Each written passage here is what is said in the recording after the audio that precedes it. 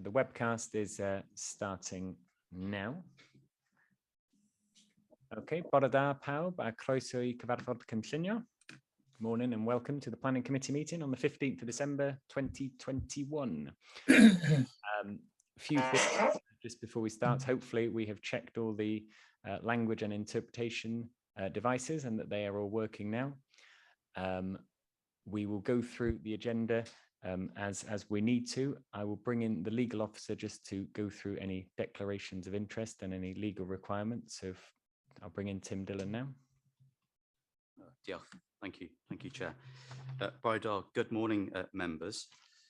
In relation to agenda item 2, declarations of interest, members will be aware of the requirement under the Council's Code of Conduct to declare any personal or prejudicial interest in respect of any business to be considered at today's meeting.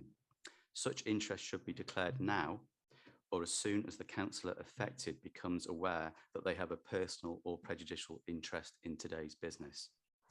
All members declaring an interest are required to state clearly what the interest is and to advise whether it is a personal interest or a personal and prejudicial interest as defined in the Code of Conduct.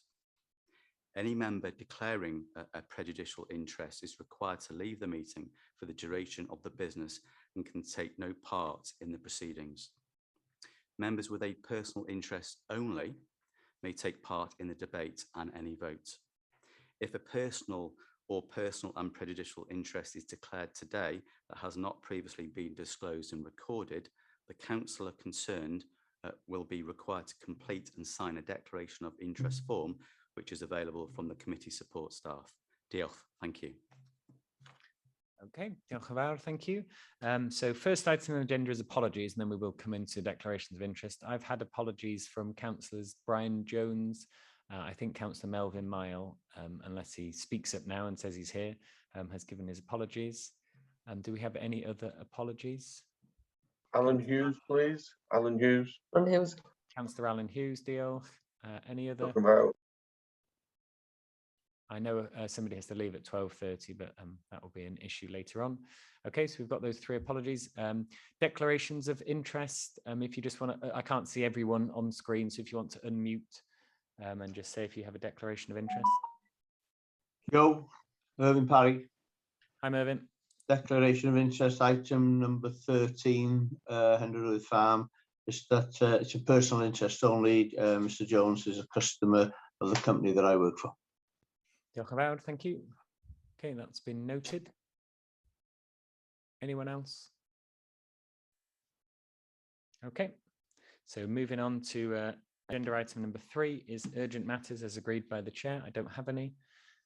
Moving on to agenda item number 4 is the minutes of the last meeting. That's on pages 9 to page 18. So we will go through them page by page, application by application. So we have page 9. And then on page 10 and 11, we have the land adjacent to RHYL, which was application number 5.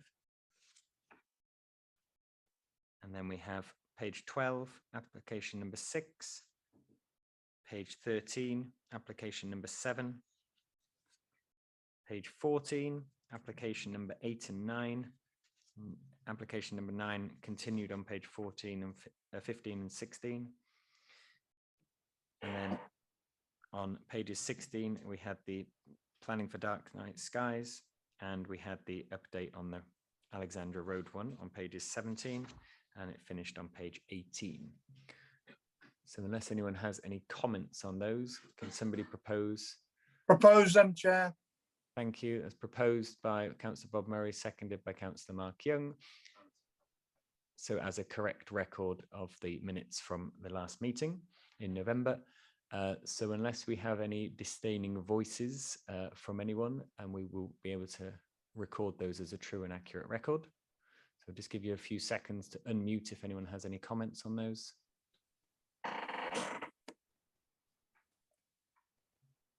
Okay, so we can confirm the minutes. Thank you. As I mentioned, okay, just on the blue sheets, obviously the running order, as is nearly always the case in planning, does change around a little bit. So we have the public speaker items first. Okay, so the first item is item number 5, which is on page 19 of our reports. Okay, so I'll just run through that one. The ward is Denby Lower. The ward members are councillors Mark Young and councillor Rhys Thomas. The application number is 01/2020/0761/PC. The change of use of land for use as an extension to the existing milk tanker storage and distribution facility. It's a retrospective application and it's a resubmission. The location is land at MAES, LLANRHAEADR Denby, LL16 4NG. We do have a public speaker for this, and the public speaker might just, there are, if you notice, applications number 5 and 6 are both at the same venue. They're both at MAES. They are obviously different applications, but I believe that the 3-minute speech may be covering both applications. And if so, if you could just take that into consideration when you are listening to the speech, that it will cover both applications. Okay, unless the applicant tells us anything differently in a moment. So when you are ready, Mr. Jones, you will have 3 minutes to address the committee once you've started. Okay. Good morning, councillors, ladies and gentlemen. I will briefly go through what I've written down here. When I purchased the farm from the Denbighshire County Council in 2011, the lot was being sold with a house, farm buildings, and only 7 acres. Due to the lack of acreage, continuing the farm was not an option. Over the period of time, I noticed along the Denby-Rhythin Road, there was milk tankers distributing milk in the laybys. So I approached the companies to see if they was interested in putting the tankers on my farm yard in Denby. Little later, planning permission was granted for 5 tankers on the farm. As soon as the Arla site in Llandernau Creamery closed down, another company approached me called Lloyd Fraser to use the farm to do the same, distributing milk from one tanker to another. My main focus for this venture has always been to support the local farming community. Having grown up in the LLANRHAEADR area with farming background, with a good understanding of the process of distributing milk and the deliveries to the dairy, I could see how the location of MAES was very essential.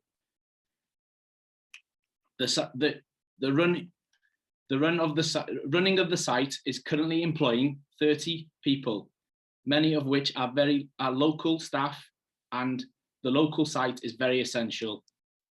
During this application process, I understand there has been a number of concerns, which have attempted to address. The local LDP, currently there isn't space in the industrial estate in Denby or Rhythin to carry out such large organisation.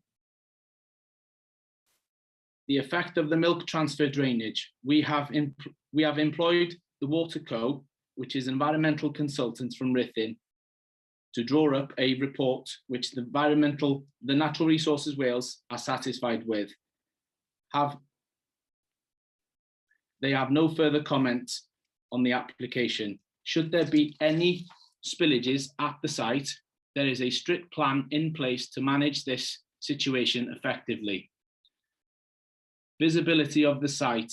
We have instructed landscape architectural plans to carry out a landscape design, which intend to plant trees around the perimeter of the site to screen the site from any other locations. Movement of tankers, drainage, moving tankers and the drainage plan. There has been no collisions on the site. There's been no collisions on the site, as that has been raised a lot of concerns. All the vehicles have a one-way system coming into the site and out of the site, and there is a speed traveling limit of 5 miles per hour. I'm going to have to stop you there, Mr. Jones. It's about 3 minutes, 10 seconds. Okay, I would like to apologise for the retrospective planning permission and I understand how important it is these days to have an application in place, at the correct a correct application in place. You're going to have to stop now, sorry. Okay, thank you very much. Okay, thank you very much for that. We don't have any speakers against, so I will bring in the local member. I've got a bit of information from the local member who's not on planning, Councillor Rhys Thomas, but I think Councillor Mark Young may include that in any thing he's going to say. So I'll bring in Councillor Mark Young first. Okay, can you hear me okay? Yep. Yeah, I've turned my camera off because you all froze. So happy for me to speak, Chair? Yep, go for it. Okay. So we have been previously, me and the other local member, Councillor Thomas, we were previously concerned about this site, and we did have a number of complaints from local residents, and obviously Natural Resources Wales were unhappy.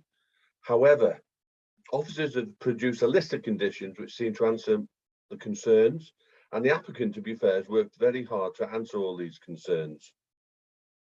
So in summary, Natural Resources Wales now no longer have any concerns. Our highways officers are not aware of any highways related safety issues in the area, but they wouldn't be opposed to a condition to ensure travel vehicles leaving the site are guided that way by signage. So I do note, and this is a question now before I can come back, Chair, I do note the following, that they recommend any proposed signage should be located within the land controlled by the applicant and the developer, and not obstruct the visibility of the access to this site. So can I just ask officers are happy that this has been conditioned well enough, and it is, and then can I come back, Chair, please? Thank you. Yep. Do officers want to come in at this point? Thank you, Chair. No, I was just checking. We don't seem to have a condition that actually tries to control the direction of the vehicles leaving the site, if that's what you refer to, Councillor Young. Okay, so is that something we could consider just on that before I go forward, please? I think we could request that they do that. I think enforcing that condition would be very difficult. The movement of vehicles onto the public highway is something governed by the public highway. I don't think we could enforce someone doing that. We could request that they do it as a note to applicant that consideration should be given to that. But I don't think it would be that enforceable. Thank you. Okay. So I would like that note to go on, and if it can respond.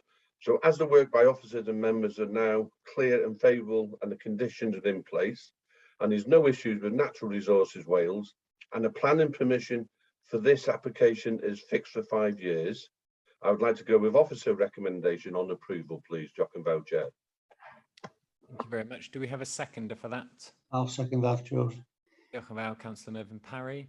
Okay, so do we have any other speakers on these items? No. Okay, so just to be clear on that one, we've got a note to applicant to add, and we're happy with that. Nodding. Yeah.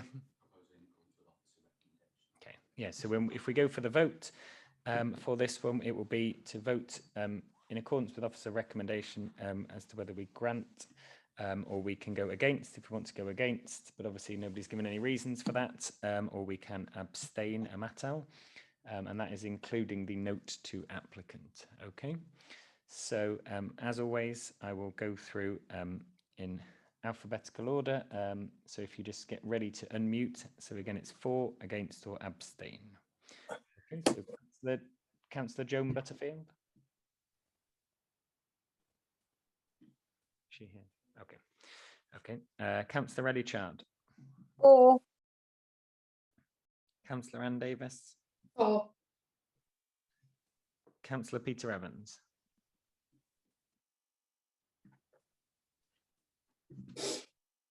Okay. Sorry, my pen's just run out. Peter Evans in here. Okay. Councillor Alan Hughes in here. Councillor Tina Jones. For. Cynghorydd Gwyneth Kensler. O blaid. Diolch. Councillor Christine Marston. For. That's 4. Melvin Miles, not here. Councillor Bob Murray. 4. Councillor Mervyn Parry. 4.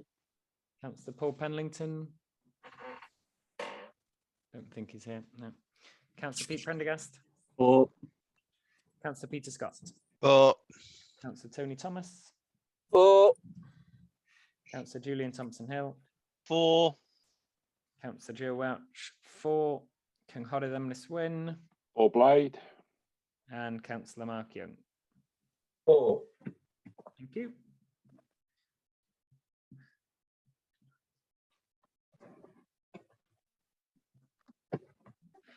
Okay, so we have Orblyde 4, we have 14 votes, an Edbin against 0, a Mattel abstain 0. Therefore, that application has been granted in accordance with officer recommendation.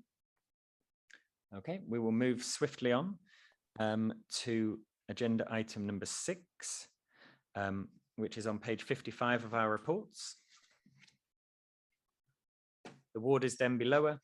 The ward members are Councillors Mark Young and Councillor Rhys Thomas. The application number is 01/2020/0762/PF. The proposal is the change of use of land for use as an extension to the existing milk tanker storage and distribution facility, including siting of welfare unit. The location is land at Penamice, LLANRHAEADR Denby, LL 164NG. I will just ask Mr. Jones, if you did want to speak, because obviously you did run out of time the last time. If there was anything else you wanted to add, you would have another 3 minutes if you wanted to add anything. So if you want to unmute and add anything, you can do, or not, as the case may be. So Mr. Jones, do you want to come in? You're on mute. If you, I can't see if you're speaking. Sorry.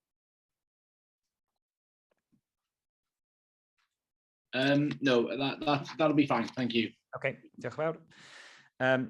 Okay, so there's no late information on this one either. Councillor Mark Young, would you like to come in on this one? Yeah, I'll come in. We're on a roll. I'll be quick, and I note all the hard work by officers, and I thank them, and also the applicant on doing all the work. So we're in a better place now, as I said, with natural resources Wales.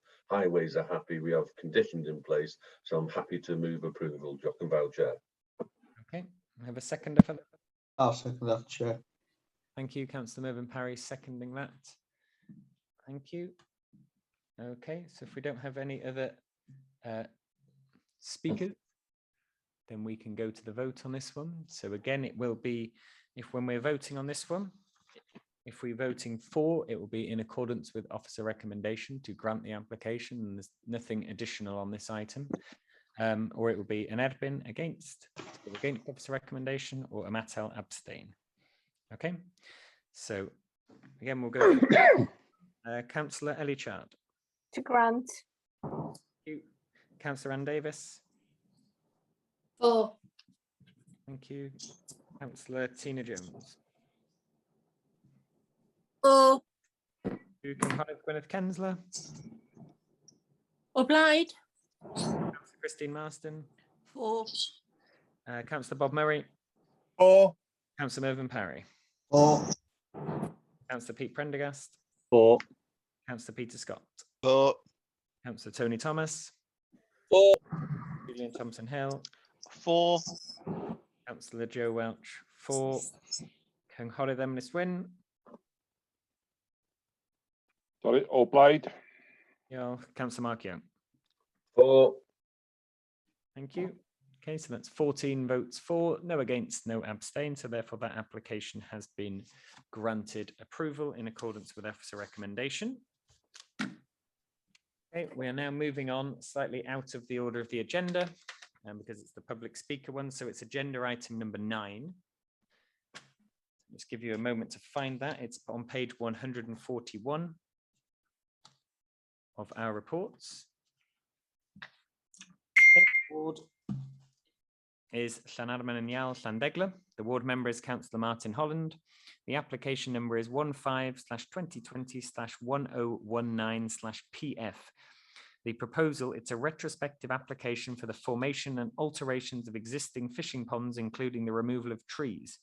The proposed erection of 7 angler shelters to provide welfare facilities and overnight accommodation for anglers, including connection to existing septic tank and associated works. The location is FFRITH, LLANARMON and YAL Mould, CH7 4QX. And we do have a public speaker on this one. And there's not a public speaker against. It's a public speaker for. It's a Mr. Brian Lewis, who is the agent. So when you are ready, Mr. Lewis, you will have 3 minutes to address the committee. Yeah, I wish first to address the retrospective part of the application.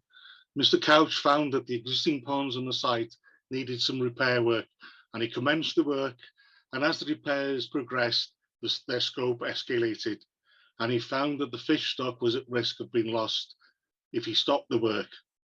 The works included plugging a considerable number of leaks, removing original land drains, and reinforcing of the banks. As soon as the urgent repairs were completed, he stopped the works and actioned this application, which consequently included enlargement of the ponds. 3 ponds on site have been restocked with coarse fish up to the value of £75,000.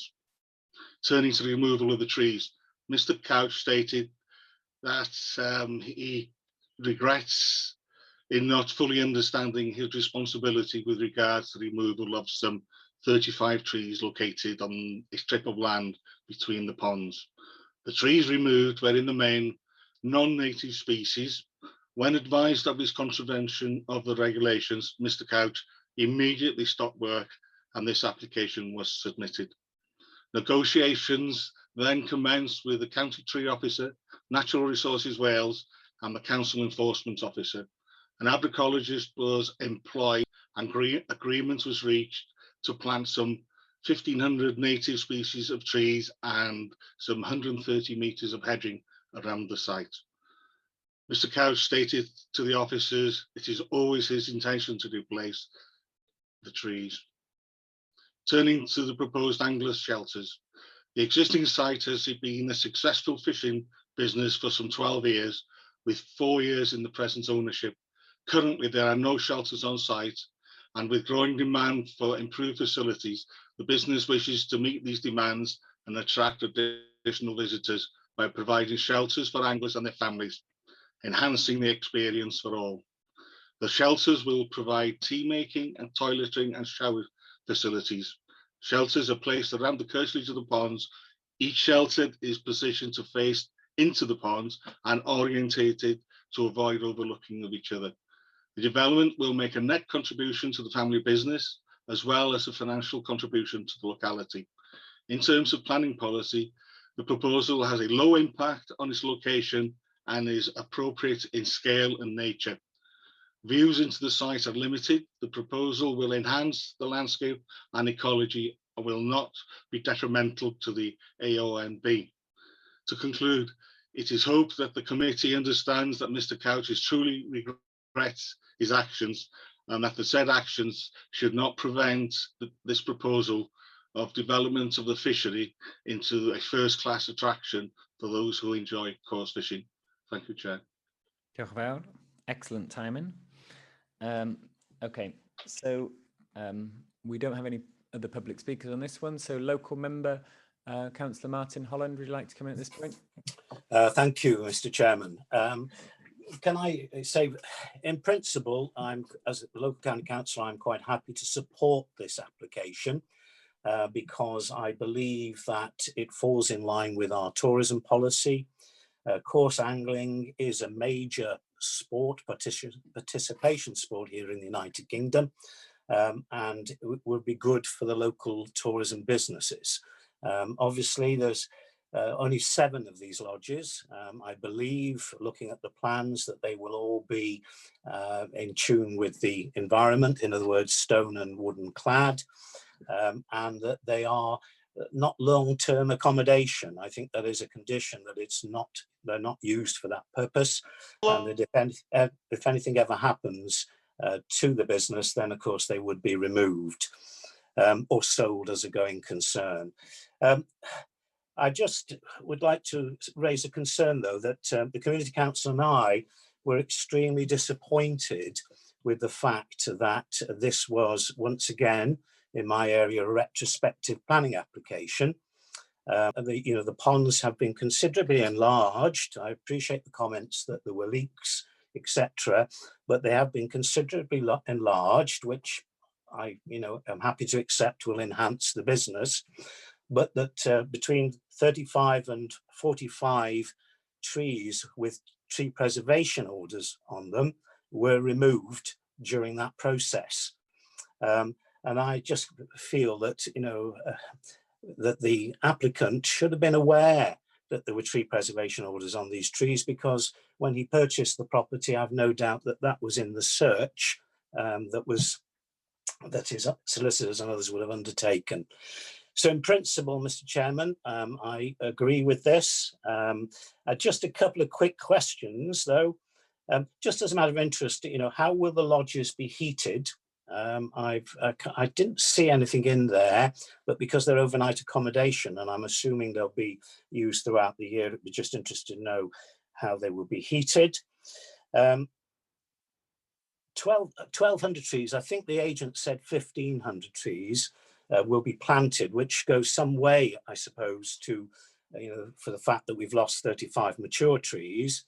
But I don't think this site is that large a site. That's quite a plantation of 1,200 trees. So, from a local point of view, as a community councillor and as a county councillor, I would like to see at some stage the plan for the planting of these trees, where they will be.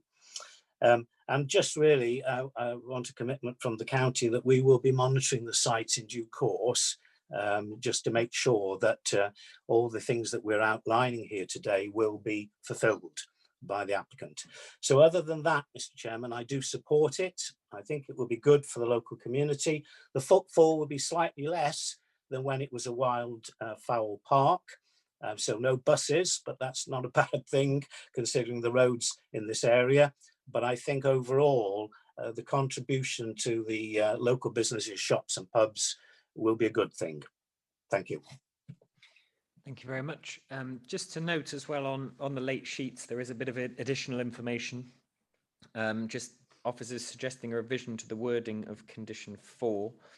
So just be aware of that, because when it does go to the vote, obviously we'll be considering that change of wording. And also there's a bit on the bottom there for clarity about the angler shelters. Mr. Chairman. Yeah. One of the quick thing, actually, I forgot to say this. I did notice that in the report, it mentions that we are in the catchment area for the River Usk as a special area of conservation. I think it was in the NRW section. Can I just point out it's the River Dee catchment area, not the River Usk, which is in South Wales. Thank you. We did. Councillor Marston already picked up on that one, so well spotted as well. Yeah, that was the one to spot on there. Yes, that has been noted already, but thank you for raising it in the committee. Yeah, so it's just saying on that one about the angler shelters, what our officers are just saying on the additional information, which is possibly quite important for us just to be aware of. So it's to allow basic welfare and overnight accommodation. Officers consider it would be unreasonable and unenforceable to impose planning controls which would prevent people staying in the shelters overnight if they are not fishing. So that's just important to note that one. Do officers want to come in on any of those points from the local member, or shall I bring in other members? Oh, thank you, Chair. No, I think in relation to the local members' request to sort of see further details of the planting, I think what we can do there is we can certainly liaise with the local member to keep them updated on how the planting's progressing. We've got a condition that's been, say, revised there to ensure that that we start following the grant of this permission, so we're starting to actually mitigate the loss sooner rather than later. Thank you. Thank you. And do you know how they're going to be heated? That was another. No, might not be a planning condition. I don't know how they're going to be heated. Okay, I don't think we can. I don't think we can go any further with that one because I don't think it's to do with us today. Councillor Mervyn Parry. Thank you, Chair. I'll just put my camera off. Just a quick one on conditions that National Resource Wales, they're showing their concerns and they putting some suggestions in conditions on page 158, 159 and 160. Are the officers happy that the applicant, confident the applicant is going to comply with these conditions? Are they strong enough Just wanting the officers' views on them, please. Thank you. Thank you, Chair.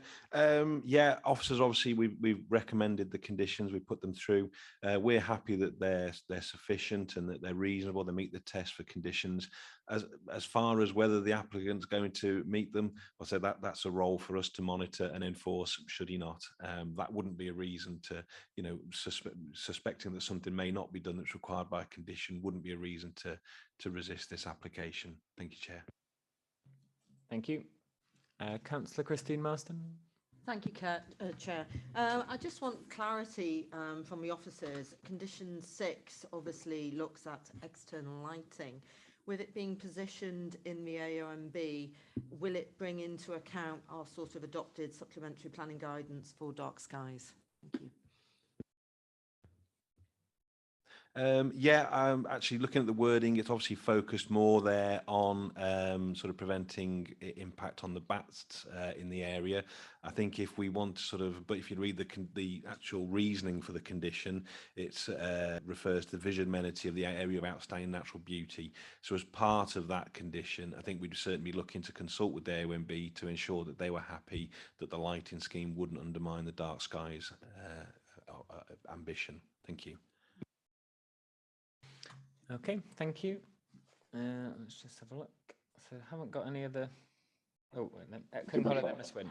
Ia, diolch yn fawr, dim ond i gefnogi sydyn iawn yr hyn mae cynghorydd Christine Mas yn newydd ddeud rwan. Mae'r safle arbennig yma, byddai'r yr awyr ddim bod yn fwy tywyll ag ydi o yn barod o byddai'n bechod ofnadwy peidio a gallu cydymffurfio'n llwyr os gwelwch yn dda gyda'r uchelgais o ran cael yr awyr tywyll ar y arbennig yn yr ardal hon yn Sir Ddinbych. A dwi'n gefnogol iawn i unrhyw amod neu unrhyw sgwrs fedra ddigwydd er mwyn sicrhau bod hynny'n parhau. Diolch yn fawr. Diolch, thank you. Councillor Mervyn Parry, you've got your hand up still. Did you want to come back on anything? You're on mute as well. It's an old hand, sorry. Okay. I'll bring in, I can see Councillor, the local member's put his hand up again. What I'll do is I'll bring in Cynghorydd Gwyneth Kensler first and then Councillor Martin Holland. Okay, so Cynghorydd Gwyneth Kensler. Diolch yn fawr iawn. Gai jyst fwy o eglurhad ynglyn â'r ffosfeit. Trio ffindio fo yn y papur rwan, ond beth ydy hwnna? Dwi ddim wedi gweld hwnna mewn cais cynllunio o blaen. Okay, diolch. I think it's a new thing. Yeah, thank you, Chair. I'll try and do a brief response on this one. Basically, phosphates have become an issue now in many parts of Wales, as they already were in England. The issue is that phosphates from sewage is even through Welsh water systems and through land drainage, etc., are getting into the rivers, such as the River Dee. Even at this distance from the River Dee, they're getting in and they're causing a problem for its status as a special area of conservation. So there's a new consideration now about trying to prevent any development that may result in additional phosphates getting into the River Dee. In short, this application, officers, NRW and applicant, they've concluded that the actual amount of additional phosphate from this site is unlikely to increase above what the potential already is on that site. The way that we look at it is that instead of increasing the numbers, we're actually just looking at they're changing the range of facilities that are available there as opposed to intensifying the use as such. So we've concluded that in this instance, phosphates can be screened out of the proposal. But as far as phosphates as an issue, that's possibly one for another day that may take several days, to be fair, to go through at this point. Thank you. Diolch, thank you very much. Yeah, diolch yn fawr iawn, diddorol iawn. Yeah, I think it's becoming an issue in a lot of Llangollen applications as well, which are obviously so you probably will see more of it in future planning applications. Local member, Councillor Martin Holland. Thank you, Mr. Chairman. Just two things really, and first one I'll cover the phosphates issue because my area, most of my ward is actually in this special area of conservation because the River Allen, which flows through it, flows into the River Dee, and it's the River Dee which has the high phosphate levels. So we are possibly contributing to that. And just to say that any new developments, and my understanding is that that could be an issue for us in planning, because all the sewage works in my ward have not been upgraded to deal with phosphate. So I just make that point. Just wanted to come back on the dark sky status.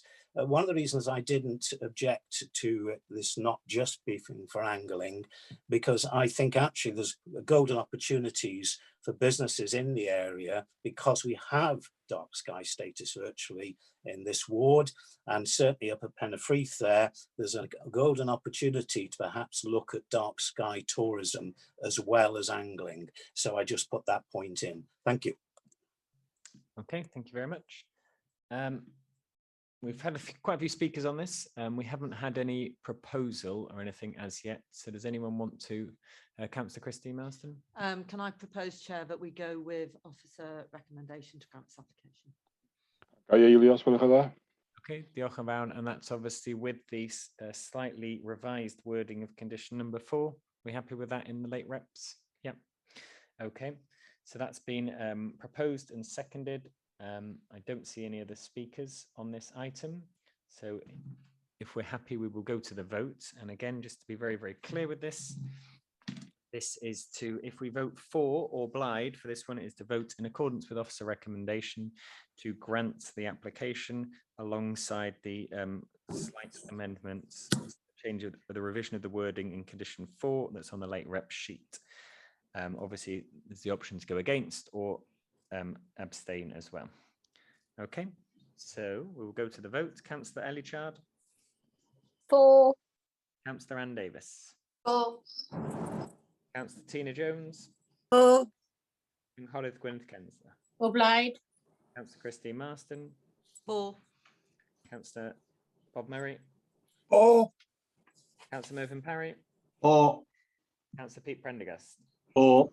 Councillor Peter Scott. For. Councillor Tony Thomas. For. Julian Thompson Hill. Chair, I had to step out to answer the bell, so I missed a small portion of the debate, so I'll abstain.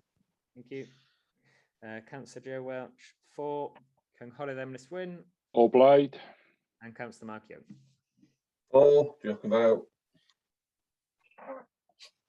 So for that one, we have 13 votes for or BLYD.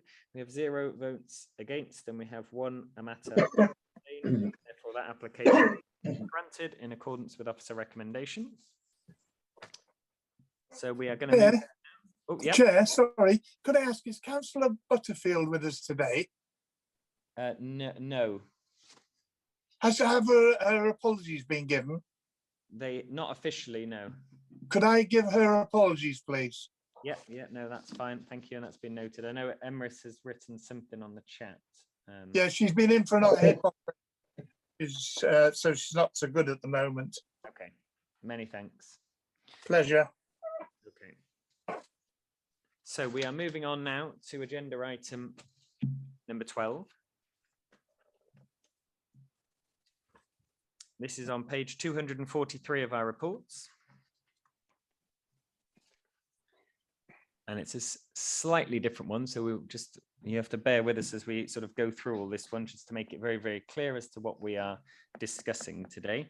The application number, so it's page 243 of our reports. The application number is 47/2020/0593/PF. It's the former RHYL Rugby Club, Wine Road, Rhuddlan.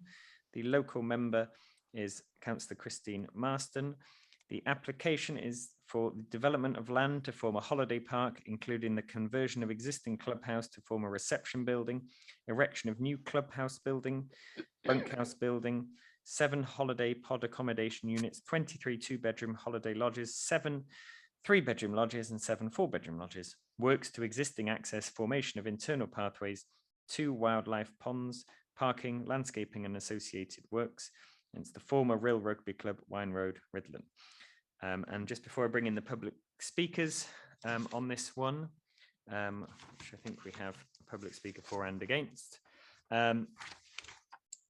Again, this is, if we just look, it's come through as agenda item 12 after the other ones, because This report relates to a planning application which has been called in for determination by Welsh ministers prior to planning committee making a formal resolution on the application. But obviously it's being heard here today as well, which offers, once we've had the public speakers, I think officers can come in and just give a bit more meat on the bones as to exactly what we are discussing today. So we have a public speaker against and a public speaker for. So the public speaker against will go first, which is Sophie Edwards. So when you are ready, Sophie Edwards, you will have 3 minutes to address the committee. So I'll just start when you start speaking. Okay.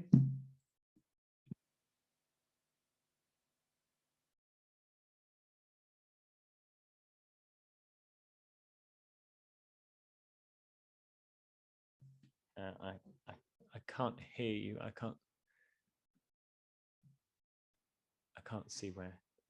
Is she on video? I can see she's on. I'm not sure. Oh yeah, I can see her.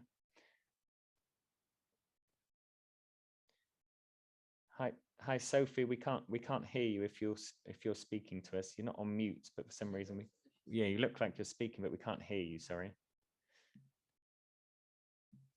And you're not on mute, so I'm not quite sure what the problem is. It might be your speakers aren't on or something. I'll give you a moment to try and sort it.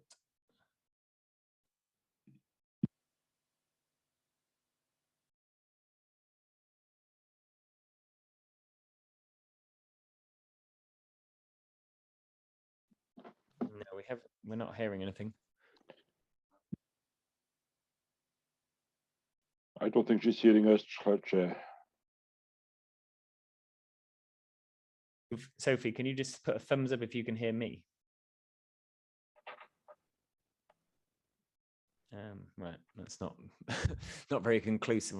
What we'll do is we'll have the speaker that's for it go first. It doesn't actually, I don't think it breaks any of our constitutional rules as to which order they go in. It's just that's what we always do. So the public speaker, so I can see Mr. Ward, you're there. So if you want to go first, and we'll just give you a couple of minutes, Sophie, it might be worth just logging off and then logging back in, the old classic. It sometimes works. And then if we can't do it, then we can have a short adjournment to try and sort it out. But Mr. Ward, if you would like to go first and address the committee for 3 minutes. Can you hear me okay? Yes, we can hear you. Mr. Chair, elected members, thank you for the opportunity to address this committee. My name is William Ward, and I'm a director of North Wales Construction Limited, the applicant for the holiday park at the former rugby club of the WAEN. I've lived in Flint my whole life, and I've had the privilege of easy access to the beautiful Clwyddian Range and all across North Wales. This scheme will create a great base for others wanting to explore this fantastic landscape. The visitor economy is very valuable to Denbighshire and contributes around 250 million annually to the economy. It employs around 5,000 people, which is approximately 10% of the working population, making it one of the key employment sectors for the county. Denbighshire has a growing reputation in the outdoor activity sector, and policy that states high quality development proposals that support and enhance the visitor economy of the county will generally be supported and encouraged. This scheme is designed to be of the highest standard. This scheme would conservatively create more than 30 full-time positions once open, as well as creating lots of local jobs during the construction phase, from using local trades to supporting local suppliers. Bringing this scheme to committee has been a long and challenging process. It's taken many people far more qualified than myself and many departments a lot of time and effort, and I hope that the reports will allay any concerns that anyone may have had. For instance, our ecologist has developed an ecology plan for the site that will enhance the biodiversity and ecology of the site. The Clwyddian Range and Dee Valley AONB Joint Advisory Committee and NRW have taken their time to consider the application fully, and subject to the appropriate landscaping and lighting measures, have no objection to the scheme. The Highways Department and our transport specialists, Hydrop, have fully considered the scheme and have no objections.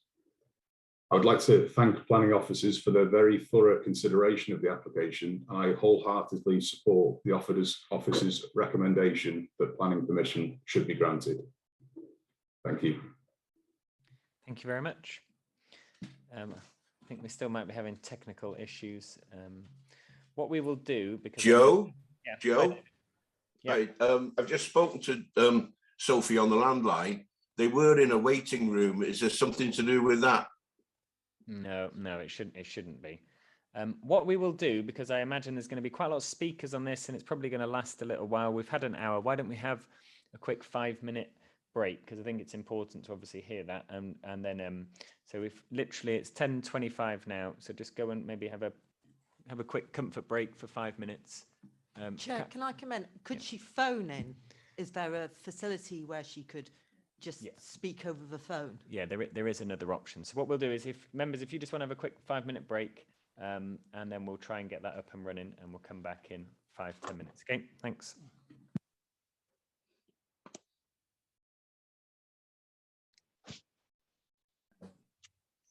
And just be reminded that any comments that we put in chat or anything, they can be, if they pop up on the screen, then they will be viewed on the webcast. So there's nothing obviously wrong with anyone's comments so far, but just to remind people that those comments can come up as a public document. Okay, so we've had the public speaker 4. So now, Sophie, if you would like, Sophie Edwards, if you'd like to have your 3 minutes to address the committee, we'll start the timing whenever you start speaking. All right, thank you. Good morning. I'm a local farmer with land bordering all sides of the development site, and I'm strongly against the proposal, and my objections are as follows. Firstly, the sheer scale of the project is completely unsuitable for the area and not in keeping with its characteristic. It is a rural area, and erecting what is effectively a housing estate, along with the volume of people it would accommodate, will totally change the nature of the environment. It will no longer be the tranquil rolling countryside it currently is in the setting of the AONB. The local council, along with concerned residents, do not want this project. The demand for such a project, as it's been acknowledged in the report, is not essential. In reality, it will not benefit the local community at all. We won't even be allowed to use the facilities freely, so it's clearly not for our benefit. The community will bear the brunt of the problems that come along with such a project. The added congestion to the already dangerous roads, the eyesore, the noise pollution, the disruption and the exploitation of the area they live. It will be our sacrifice in the name of the wider economic benefit. What place has an urban development got an open countryside? The walkers enjoying the Clwyddian range certainly will not want to come across an urban development whilst trying to appreciate the countryside at its best. If the proposal is granted, the character of this beautiful area will be lost forever. Wildlife will be forced to leave due to human presence, the light pollution from the 2-storey dwellings and noise pollution. We have major concerns over the impact the developments would have on the current use of our fields bordering the site, which is grazing livestock. The plans outline a dog training paddock and clearly encourages people to explore the surrounding area and make use of the public footpaths which run through our fields. We have an expected number of walkers using the footpaths at present to roam the fields. The increase and feel it would be unfair and dangerous to encourage a potential 200 people likely to have dogs to roam the fields. The increased footpath use will heighten the risk of confrontation between walkers and cattle, increase the likelihood of dog attacks and increase the risk of gates being left open. These concerns are real. I've had dog attacks and the trauma and heartache of watching my lambs being savaged is fresh in my mind. I would be in constant state of anxiety about the increased chance of problems. It will have a negative impact on my livelihood and mental health. We're also very concerned about the private sewage system. It's noted that the surface water would be discharged into watercourses and ditches. This will cause flooding on the bordering fields and potentially contaminate drinking water. My next point is on the suitability of the road to the development site, which is narrow with few passing places and blind bends. This wasn't acknowledged by highways. There will be more accidents, more congestion, and make it impossible for farmers to move stock safely. The suitability of this road to cope with a huge amount of traffic has not been tested in recent years and cannot be compared to the constant traffic that the plans would cause. To conclude, there is no need for this project. It is not in keeping with the rural setting. It will have a detrimental effect on the people who live and work in this environment and shows a complete lack of understanding and regard for this currently natural and undisturbed rural area. Thank you. Thank you very much. Okay, so we've had our public speakers for and against. I'll bring in Paul Mead just to enlighten us on what this application is and what we're voting on and things like that. People may have questions about it as well, so that we're just really clear in our minds as to what we're going to be voting on in a little while. But bring in Paul Mead first. Okay, diolch yn fawr. Thank you, Chair. Bore da. Good morning, everybody. Yeah, just for clarity, because you did have a covering report with this planning application. Members may recall that we were about to present this application to you back in April of this year. And there was obviously a report that was provided for that. But leading up to that particular planning committee, there was a Welsh Government intervention, which Welsh Government sometimes do with planning applications that are being determined by local planning authorities. So someone had requested that Welsh Government call that application in to be determined by the Welsh Ministers. So we were issued with a holding direction, which meant that Denbighshire County Council couldn't progress with the application. Planning Committee couldn't assess our officer report and make any resolution at the Planning Committee at that time. So effectively it was put on hold. We subsequently heard from Welsh Government that they felt as though this particular case was presenting issues that were of a wider than local importance. So their reason was that it was a case that was wider than local importance, and therefore they decided to call the application in, which effectively means that Welsh Government take over the decision-making process on this planning application. So obviously what we're now, what we've been asked to do by Welsh Government is actually provide the council statement of case on that call-in, which is effectively an appeal process. So the applicant will have a right to present their arguments to the Welsh Government. Any objectors will be able to provide their arguments to the Welsh Government.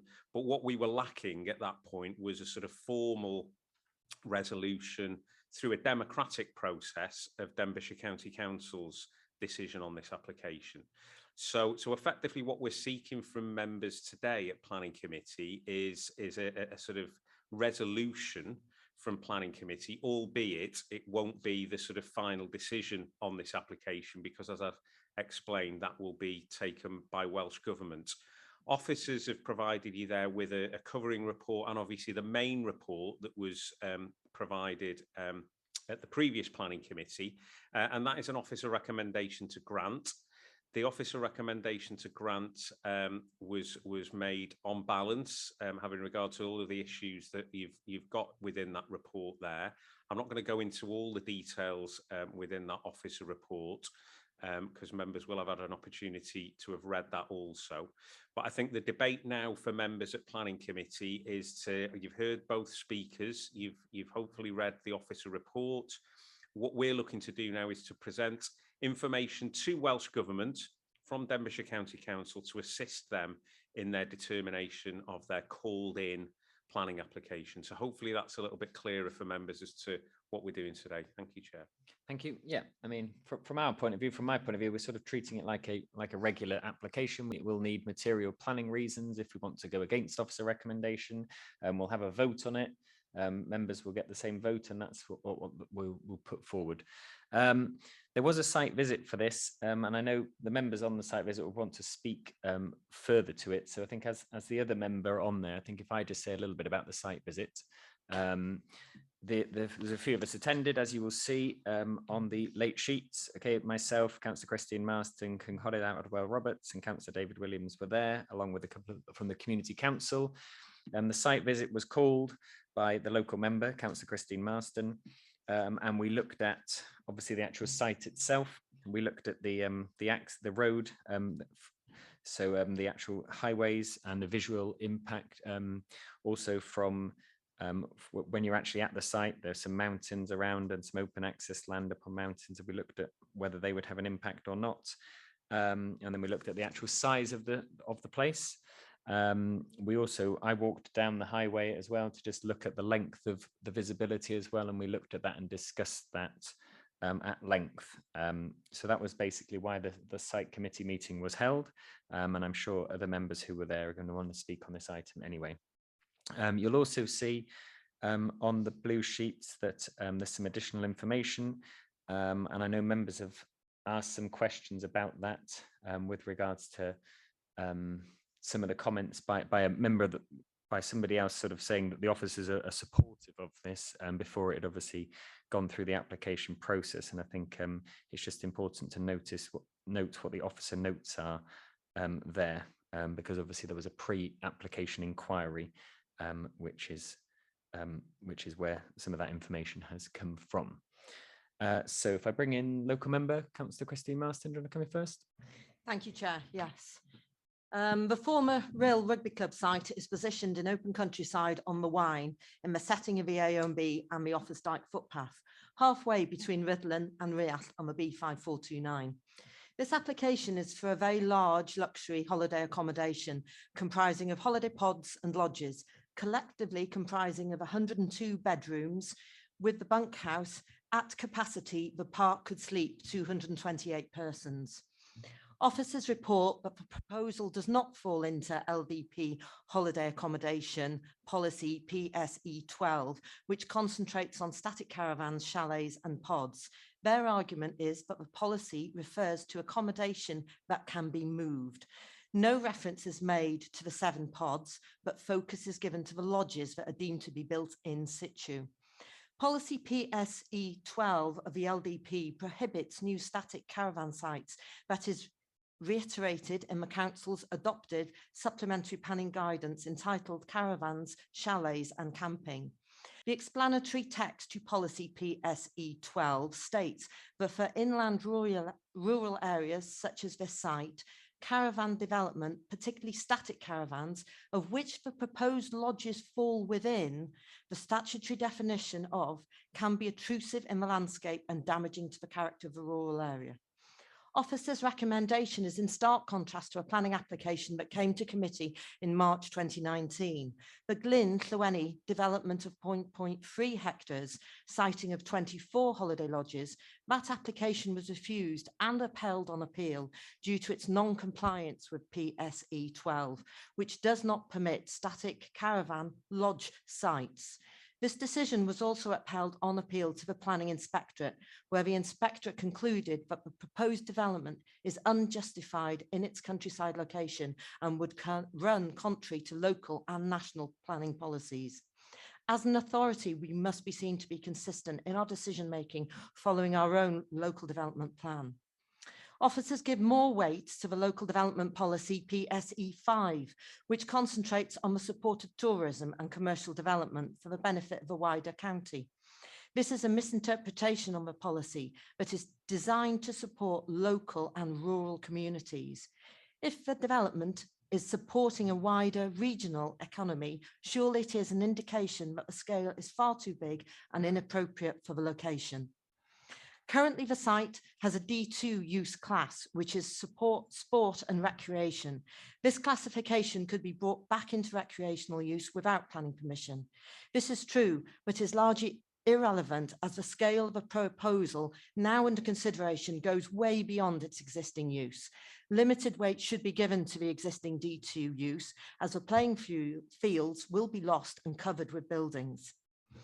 The officer report states that the large scale of development is accessible as it is visually contained and has a semi-urban character. This is incorrect. The site is in open countryside.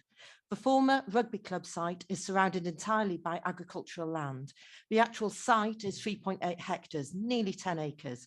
82% of the site is classed as 3A good quality agricultural land, and according to Planning Policy Wales 11 notes that the land is best and most versatile and justifies conservation as a finite resource for the future.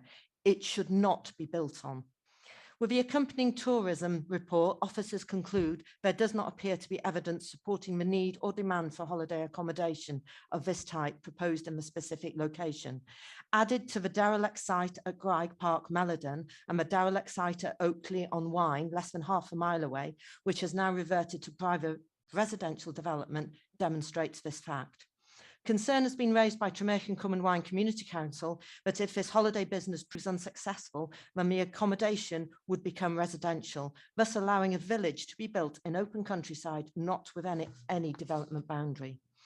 The development will have huge impact on visual amenity and landscape character of the area, introducing an urban feel to open countryside. The existing clubhouse is single story with a flat roof. The proposed new clubhouse public building is 2-story with a pitched roof and will have a large, greater impact on the skyline. The buildings include a first floor 80 covered dining area and a first floor balcony with 28 covers. The 23 bedroom, 2-bedroom lodges, 7 3-bedroom lodges and 7 4-bedroom lodges and a 24-bed bunkhouse are also 2-story, again in impact on the skyline. In total, 38 2-story buildings will be erected. The 24-bed bunkhouse is close to and will be visible from the B5429. The AONB Advisory Committee comments that the lighting needs to be controlled to protect the setting of the protected landscape and dark sky ambition. This will be very difficult to achieve with a design of the lodges and clubhouse with floor to gable glazing. The building sited in the location will have an impact on visual amenity. It will clearly be seen from Moel Herathog, which is open access land within the AONB, and with the National Trail of Offers Dyke Path, we must protect our beautiful landscape. The B5429 that runs from the junction 28A55 past the site to RHUDDLAN is narrow, twisting and blind bends, and in places 2 vehicles cannot pass each other. Therefore, vehicles have got to stop and reverse to enable vehicles to pass each other. It is a rat run for vehicles following sat-nav and frequently used by slow-moving tankers from biogen and agricultural vehicles.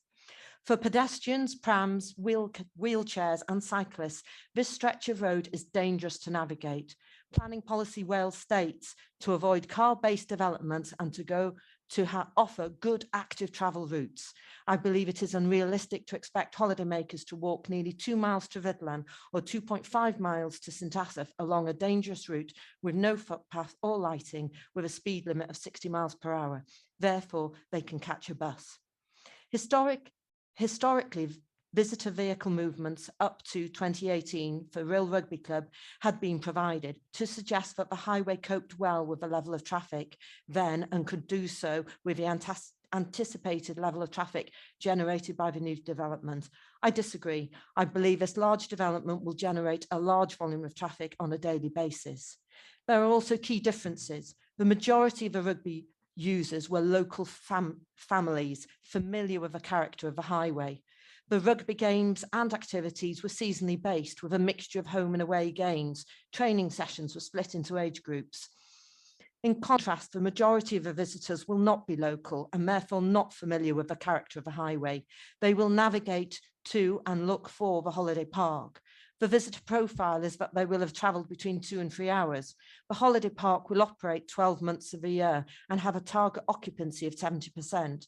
On top of the residential guests who are staying, you have traffic generated by individuals using restaurant leisure facilities and swimming pool. That's an awful lot of vehicles down a very narrow country lane.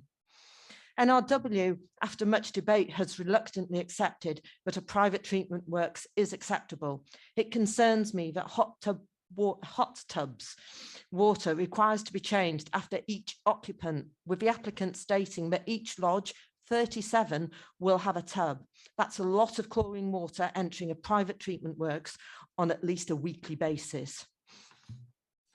The call-in letter by Welsh Government dated 24th of September 2021 is an indication of their grave concern regarding the proposal and imply that the development, due to its scale, location, unsustainability, impact on agricultural land, it's contrary to both national and local policies. In conclusion, I feel this application is too large in open countryside, not adhering to planning policy, and I would like to propose going against officer decision and recommend we refuse. And my planning reasons are, this application goes against LD policy PSE 12, which does not permit new static caravan lodge sites, developing on land of agricultural grade 3A, poor access by non-car modes, it does not offer good active travel connections, and poor highway access. It is inadequate and totally unsuitable for the development of this size. Thank you, Chair. Okay, thank you very much. So obviously that is a proposal. So just before I go to any other speakers, do we have a seconder I'll second that, Peter. Thank you, Councillor Peter Scott. Okay.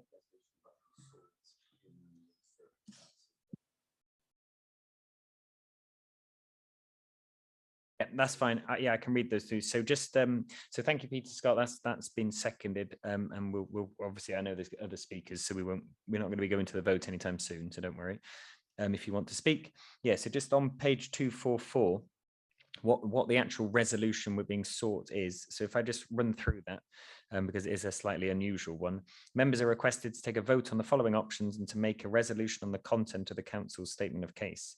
So we can either resolve to support the grant of planning permission in accordance with the previous offer recommendations set out in the committee report presented to the April committee and use the committee report as the basis for the council statement of case, or we can resolve to support the refusal of planning permission. Members are advised that grounds for supporting the refusal of planning permission contrary to officer recommendation would be clearly stated to inform the statement's case. So obviously that's what Councillor Christine Marston has gone for option B on that and given her reasons, and we can come back to the reasons. Officers have got those, I think there were 4 reasons there to digest and come back to possibly in a little bit on that, and that's been seconded by Councillor Peter Scott. I know there are a number of speakers that want to speak, so I will bring them in the order that they raised their hands, I think. So I've got Councillor Ann Davis first. Diolch yn fawr, Mr Cadeirydd. Most of my concerns have already been raised. However, as this site is in proximity to the RHUDDLAN boundary, I would like to mention the concerns I have regarding the access to this site from RHUDDLAN to RHYL. Although the has been upgraded in the last few years, it remains very narrow. There is no footpath, and I actually attempted to walk along this road yesterday. There is nowhere to escape from fast-moving vehicles, so I turned back. It's very dangerous, really. And in many places, as Councillor Christine Marston said, it's a single axis, which means that if you're approached with another vehicle, usually now, just possibly one, you have to reverse to a purpose-made lay-by, which is just for 1 car. But if we have many cars coming towards each other, this will cause huge congestion along this road. And very importantly, the safe access for emergency vehicles along here. There are many working farms along this road, and it's vital that they are allowed to move their vehicles safely. If this application is granted, it will have a detrimental effect on the livelihood of these farmers. And of course, as has been mentioned by the speaker, affect the mental health of these farmers. Diolch yn fawr. Thank you very much. Okay, so Councillor Bob Murray. Yes, Chair. I'd just like to query something that Councillor Christine Marsden said. The Meldon Holiday Park is not a derelict site, and at the moment it's having a major overhaul and millions of pounds spent on it. So I'd just like to say it is not a derelict site. Thank you. Thank you. Councillor Mervyn Parry. Yeah, thank you, Chair. Again, I'll switch my camera off. Could officers tell me, was there ever a condition or a covenant on this land in the event that the rugby club didn't need it in future? You know, was it conditioned when it was granted a D2 classification, or was it granted a D2 classification? And if it was there a condition? Because it's the sort of thing we would do now if an application came to an end or there was no use, it would go maybe revert back to agricultural use. So possibly they could answer that question for me, please. Yep, thank you.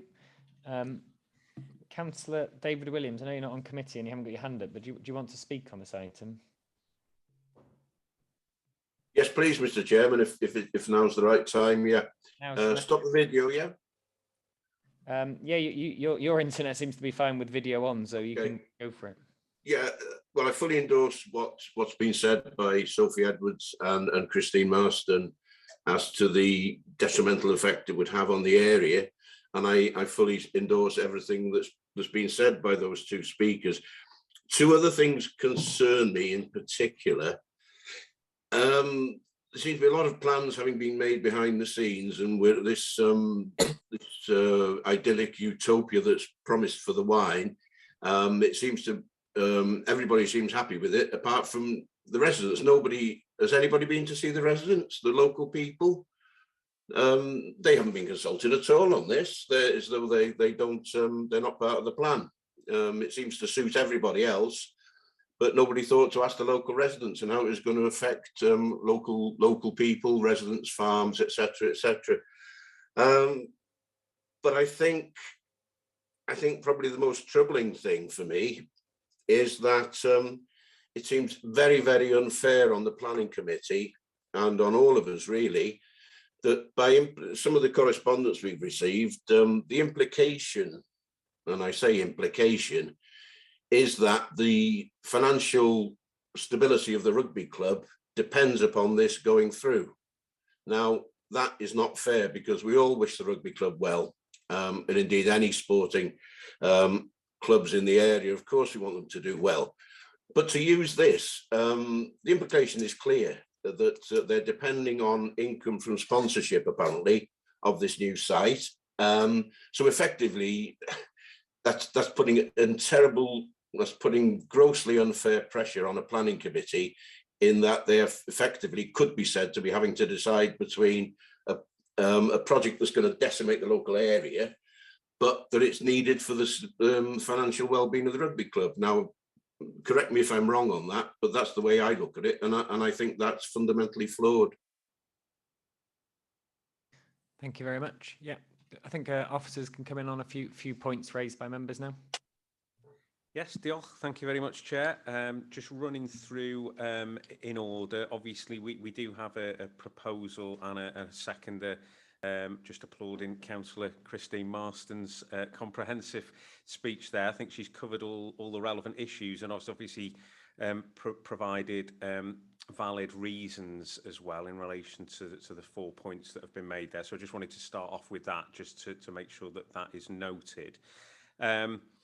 I think the other queries that we had from members there that I've noted down, I think the first one there was from Councillor Parry, who asked the question around the historic use of the site, and whether there are any sort of specific planning conditions or controls. I wouldn't know about covenants, unfortunately, because that falls outside of the planning process, but I'm not aware of any specific controls. I think it's quite an old use of this site by RHYL Rugby Club. I don't know how far it dates back to, but there doesn't seem to be any sort of planning controls in relation to the D2 use. So effectively, another sort of leisure D2 use could occupy that site without necessarily any restrictions. And I think to be fair to officers here, one of the sort of fundamental reasons that we reached our recommendation that we did within the officer report, and I do have to stress that it is a very on balance recommendation.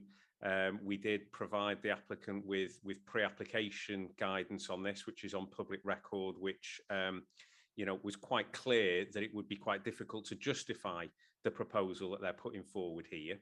But clearly what officers had to have regard to was firstly the historic use and the potential impacts that would have had over many years in terms of the use of the highway and the activities within that site. And also the promotion by the applicant of obviously wider economic benefits for the tourism sector within the county. So we understand, and I think I can, from an officer perspective, fully acknowledge the concerns that have been raised here by members, especially the local member, and they are all valid reasons. So I just wanted to stress that this was a very on balance recommendation that we've made. So hopefully that covers Councillor Parry's point. Councillor David Williams had raised the issue around no residents having been consulted. But obviously when we do have planning applications, there is a sort of consultation process that does take place. Because of the dispersed nature of the location here, there isn't any sort of immediately abutting residential properties, but we would have put site notices up. There would have been a notice within the press, etc. And I think finally, I think the final point that was raised there about the connection with RHYL Rugby Club and the letter that's sort of been received more recently from Mr. Greenwood.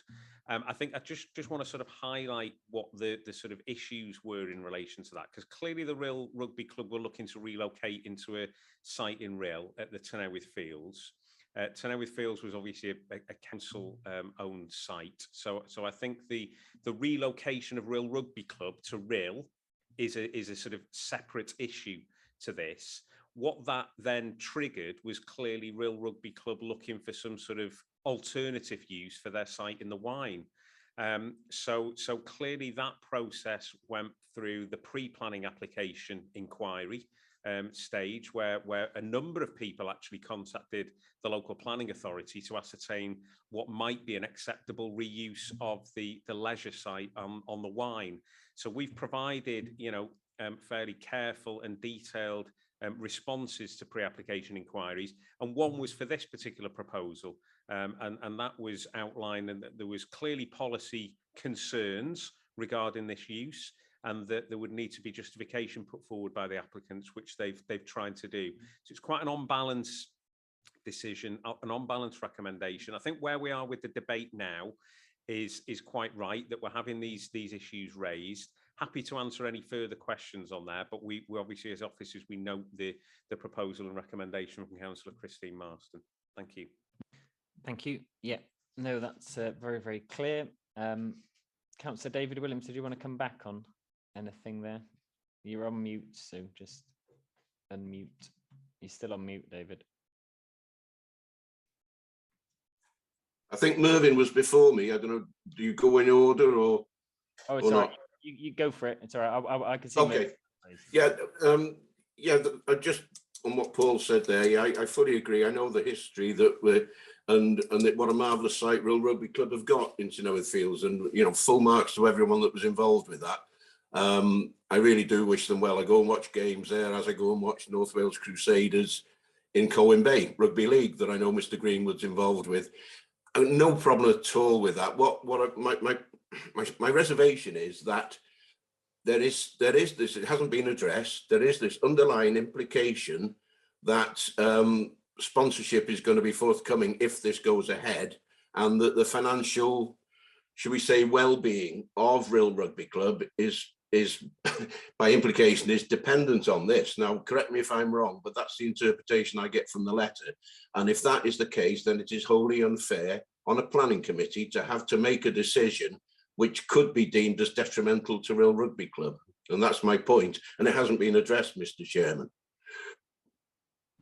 Okay, yeah. Thank you, Chair. Just coming back to David's point there, I mean, I think what the planning committee is going to have to do is it's going to have to make a resolution here based on the planning merits of the proposal. You've got to disregard any connection with the new RHYL Rugby Club in RHYL, albeit you've received a letter from the person that's involved. But it can't be a consideration for members here. I'm agreeing with Councillor Williams here. You shouldn't be put under pressure from a separate use on a separate site and a separate business to be dealing with the proposal that's before you today. So I just wanted to sort of emphasise that I'm in agreement with what Councillor Williams is saying on that point. Thank you. Yeah, I think that is an important point, that we as members need to make sure what we're making the decision on, because yeah, we do have these from time to time where things are related to other things and we can't take them into consideration at planning committee. So as much as we might want to in other forms of life, but we can't in a planning committee. Okay, so I haven't got any other hands up. We've had obviously the reasons for refusal, which we're happy with. So thank you for those. It's been proposed to, so the proposal by Councillor Christine Marston was for that option B on page 244, which was to resolve to support the refusal of planning permission. So again, I'll just be very, very clear how we're going to vote on this one. So if you vote or BLID for, you'll be voting to go with officer's recommendation which would be option A, to resolve to support the grant. So again, it's as we always do it. Okay, so if you go for, you're voting to grant, to resolve to support the grant of planning permission.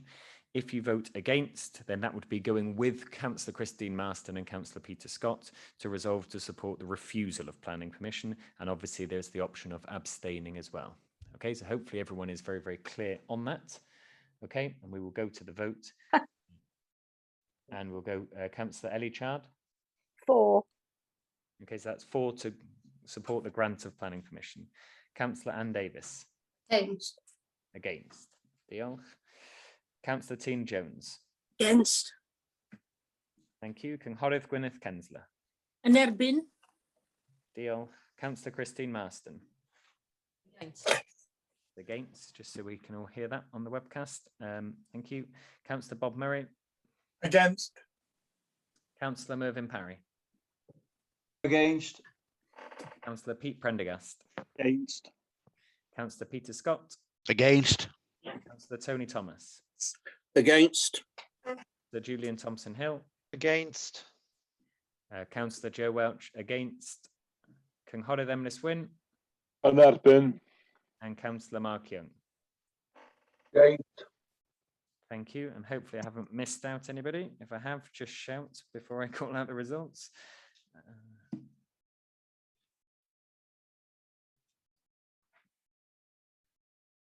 Okay, so we have Orblaid 4, we have 1, an Edbin against, we have 13, a Matel abstain, we have 0. Therefore, the committee has resolved to support the refusal of planning permission based on the grounds that Councillor Christine Marston raised in her speech. Okay, thank you very much, members. Okay, so we're moving on now back to, they're all the items that have had public speakers. So we're moving on to the items without public speakers now. And the first one of those is agenda item 7. And that's on page 89 of our reports. So we have, the ward is Llangollen. The ward members are Councillors Graham Timms and Councillor Melvyn Mile. The application number is 03/2021/0656/PF. The proposal is the creation of off-road domestic parking, formation of access, landscaping and associated works. The location is the land to the rear of 20 Regent Street, Llangollen. And there is a little bit of information on the blue sheets that we received last night. Okay, so if we just have a little look at that, officer recommendation is to grant. Okay, there's late representation. It's on a couple of pages. So the Welsh trunk roads, no direction imposed, and a little bit of information. There's another comment received in objection. Okay, so that is that. I don't think Councillor Graham Timms is here. No. Okay, I will just, I know Councillor Melvyn Mile couldn't make it today as he has a hospital appointment. So I'm just going to let you know what he has said.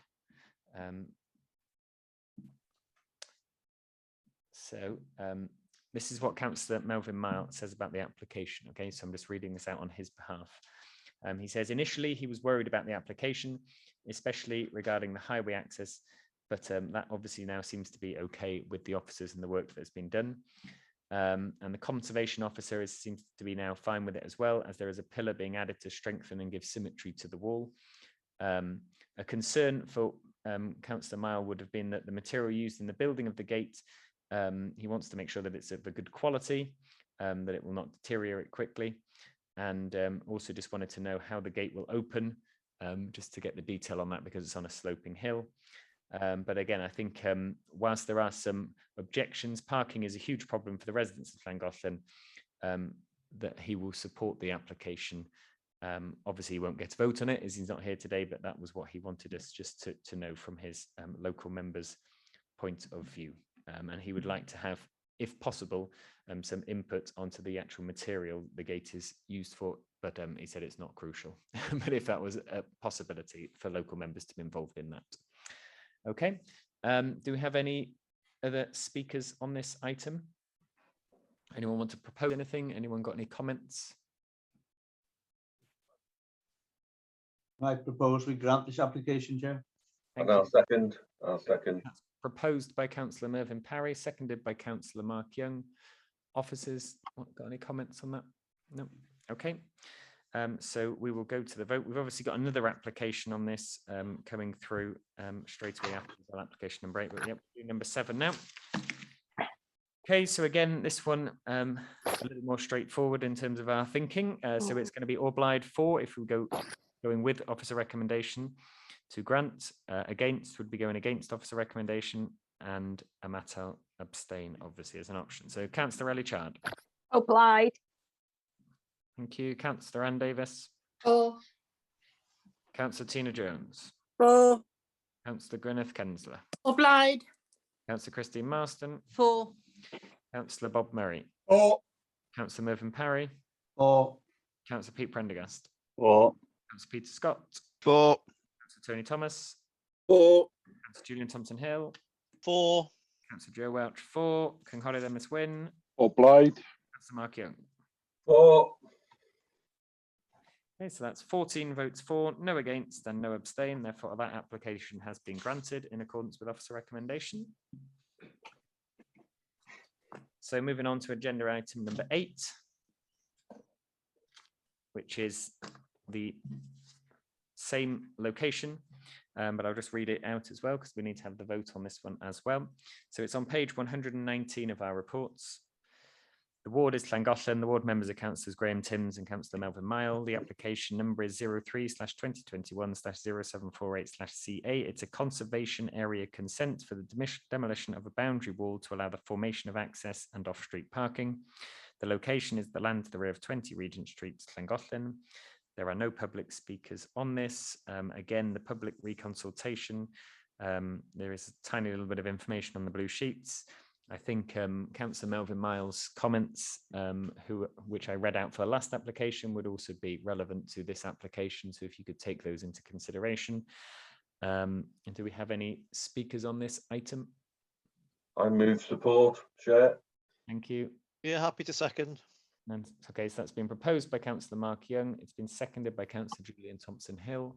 Do officers have any comments on this? Nope. Okay. So again, this will be the voting process. It will be obliged 4 if you want to vote in accordance. Oh, Mervyn, you got your hand up, sorry.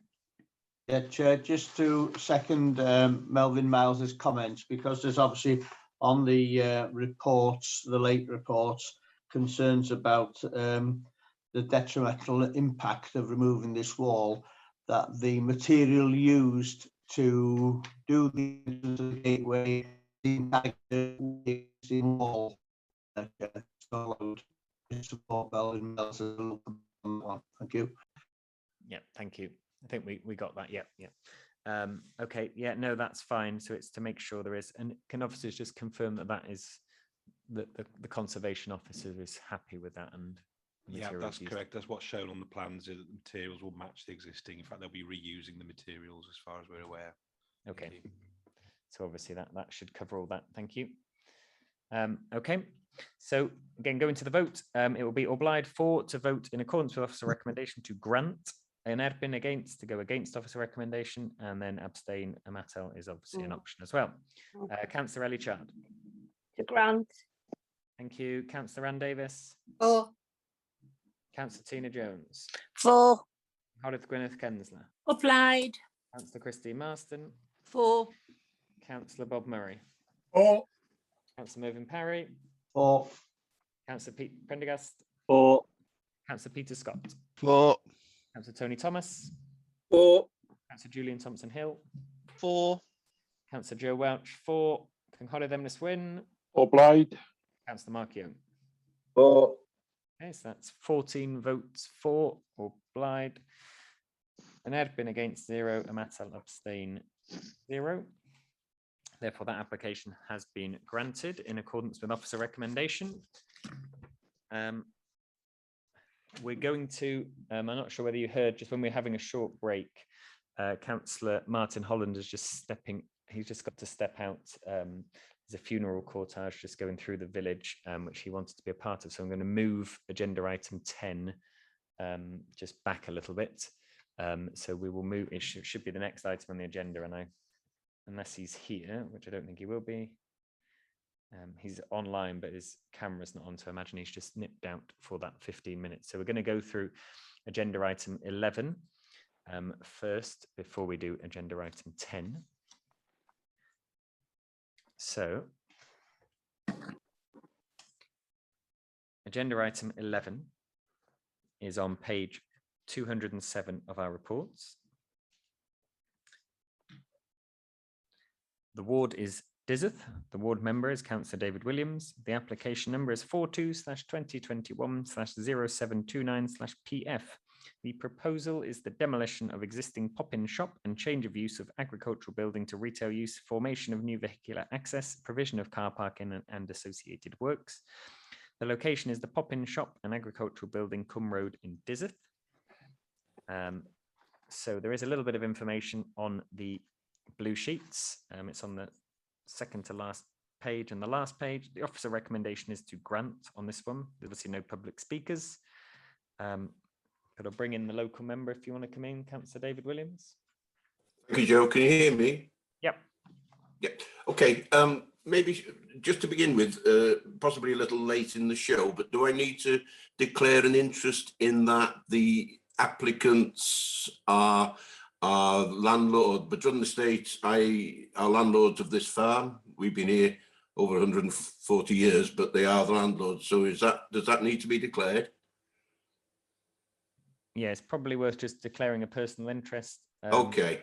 Okay. Well, having done so, if I'm still allowed to say a few words, yeah. I fully endorse it. This proposal. The shed. One of the correspondents, I believe, said that it was a new building that was only built. This shed was only built when the road was widened. Well, I can assure you, the shed was re-roofed when the road was widened, but that shed's been there since Adam was a lad. I remember the 1950s, it was there then. The cattle used to shelter in it. So it's a neighbouring field to ours. It's a building that could be put to good use. The old pop-in is clearly too small for any worthwhile retail outlet, and it seems an ideal, seems to be an ideal opportunity to make use of a building, because when I was a child, people said it's overdevelopment. Well, there was the pop-in shop, there was Gwalior stores opposite, and there was a working farm over the crossroads. These have all gone, and this would be a new retail outlet, which I think would be good for the village. So basically, in a nutshell, I'd like to support the proposal. Thank you. Thank you very much. Do officers have any comments on this one? Is it all quite clear? Officer recommendation is to grant that. The local members obviously spoken. Councillor Christine Marston. Thank you, Chair. I just would like reassurance from the highways. It is on a bad corner. It is on traffic lights. The entrance to this proposed new retail shop is quite close to the traffic lights. There's double yellow lines, people park opposite. It just concerns me. Are you creating a bit of a problem? Can you reassure me? Thank you. Councillor Mike Parker, here he is. Morning, everyone. I thought I got away with that today.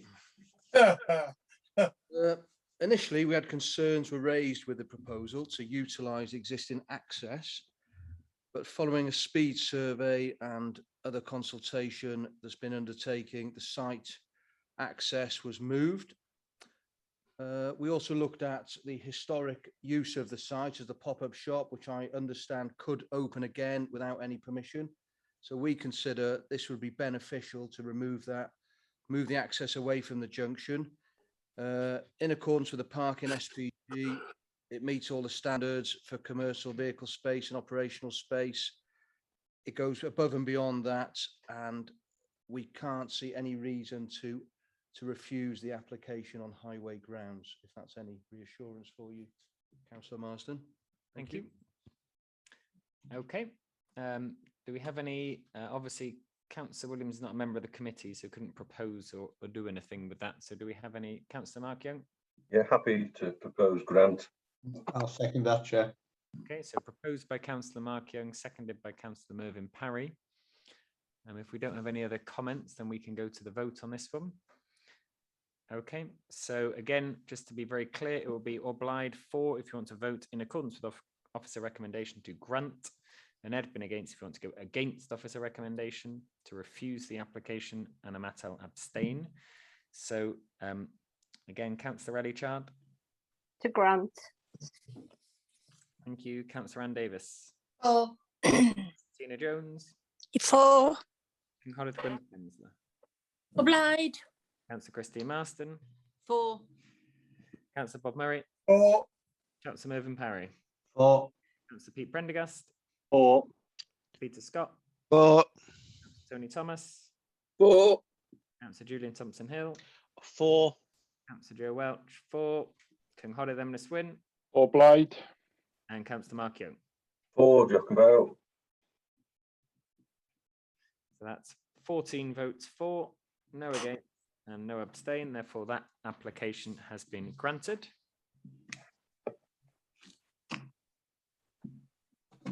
Okay, we've still got 2 items left. I have said to Councillor Martin Holland, that I'd be happy to move his agenda item 10 back to the end, so we can do agenda item 13, unless there's any issues with officers with that one. Okay. So agenda item number 13 is an additional item, and basically it's coming back to committee because an application that officers said should be refused was granted, and therefore when that happens, the conditions are generally not already on there, so it usually has to come back to committee to look at the conditions. So that's what we are doing with these ones. We actually had a similar one last month as well. Okay, so if I just it's on page 319 of our reports. Okay, there isn't any late information. So the conditions are obviously contained within the main agenda item of this. So on pages 319 all the way up to 323. So we do need to again look at those conditions and take a vote with them. Okay, so if I just read out on 1.4 on page 319, okay, this report seeks members' approval on the conditions to be imposed on the planning consent. So basically, I think if we just have any comments on those conditions, and then officers can come back on as to why they have been raised, or if people are happy with them, then we can have a proposer and a seconder and go to the vote on it. But we do need a formal vote on this item. Okay, I can't see any. Can I propose we accept these conditions, Chair? Yep, that's fine. Thank you. That's Councillor Mervyn Parry, seconded by Councillor Ellichard. I can see your hand up there. Okay, so the conditions are on there. Do officers have any comments on these? No. Okay. Okay, yep. So there will be all the conditions contained within those within the main agenda item. So there's obviously quite a few of them. I think there are 10 conditions. Yeah. Okay.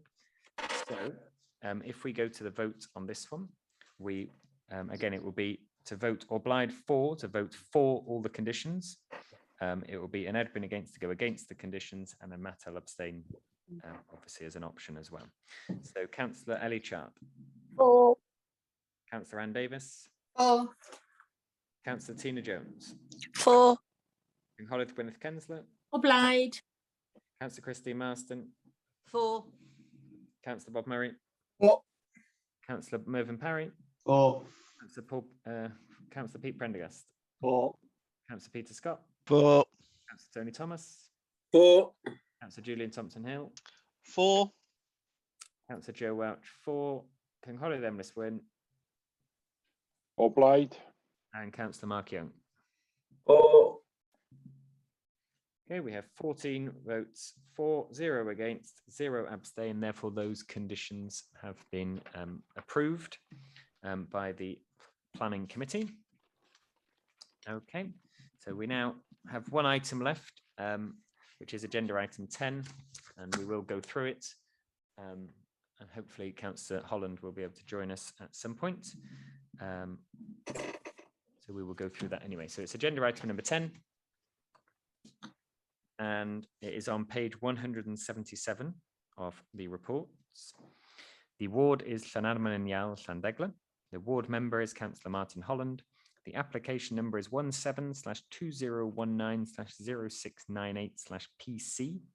The proposal is the continuation of use of land and retention of building in connection with dog kennel use. It's a retrospective application.